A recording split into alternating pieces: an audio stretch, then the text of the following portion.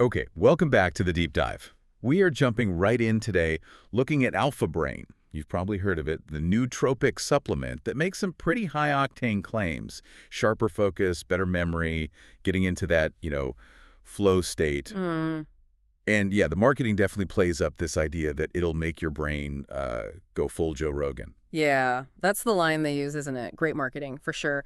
But our job, as always, is to look past that, sort of investigate what's actually under the hood. So we're digging into their blend. You've got ingredients like Bacopa, traditionally for memory support. Right, Bacopa Monnieri. Exactly. Yeah. Then cat's claw, which some believe has like neuroprotective effects, and oat straw too. And the big selling point they push, it's completely caffeine-free. So performance without the jitters, supposedly. Okay, let's unpack that, because what's interesting here is we're not just relying on, anecdotes or reviews.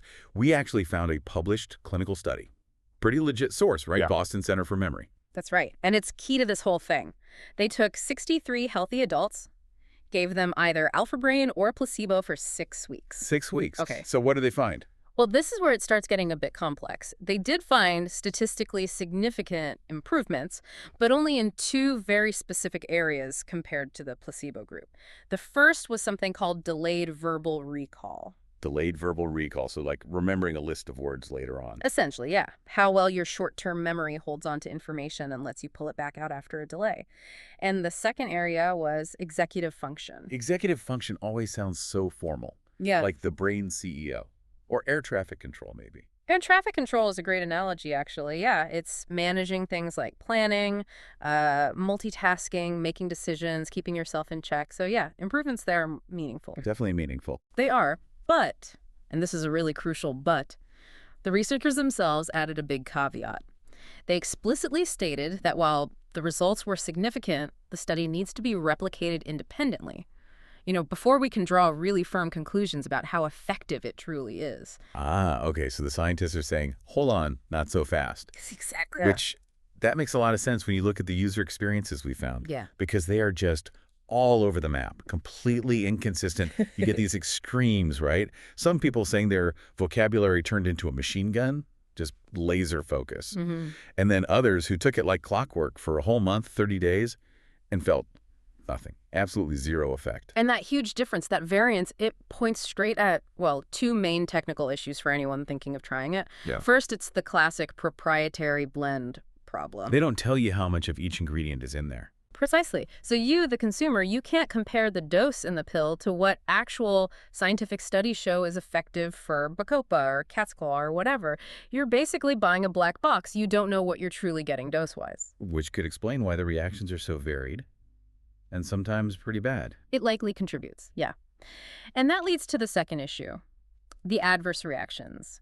It's quite a leap from laser focus to what some users reported. We're talking about severe nausea, diarrhea, bad headaches, even intense dizziness.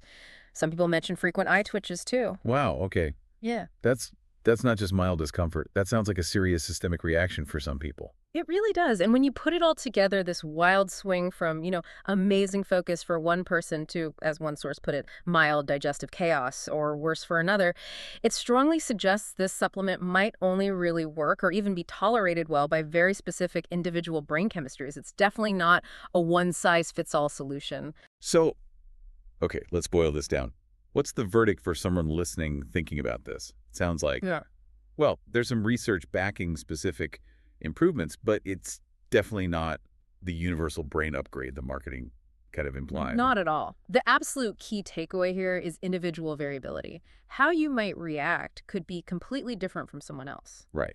So be cautious. Extremely cautious. Yeah. And that leads to the practical advice we pulled from the sources, which is really important if you do decide to try it. Always start with half a dose, see how your system handles it, and take it with food. That seems crucial for potentially mitigating some of those negative effects, especially the nausea. Start slow, take with food.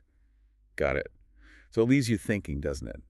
If the same exact product can give one person incredible focus and another person intense dizziness, what does that really tell us about, I don't know, the hidden landscape of our own individual brain chemistry?